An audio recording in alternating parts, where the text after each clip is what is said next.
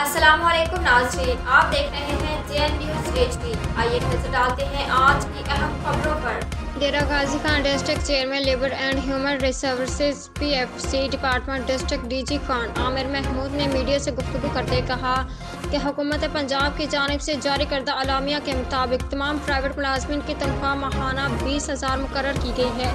तमाम अदारे तमाम दुकानदारान इस पर अमल दरामद करें, वरना मालिकान के खिलाफ सख्त कार्रवाई अमल में लाई जाएगी।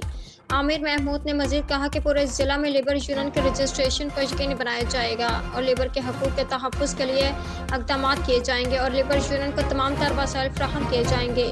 और यही मेरे कायद वज़ीर आला Punjab Chaudhry Parvez Elahi, chairman PFC Punjab senator Kamil Ali Agha और chairman labour and human resources PFC department Punjab Sajjad Hussain Baloch का पैगाम है, जिस पर हम अमल पैरा होकर आवाम की खिदमत करेंगे।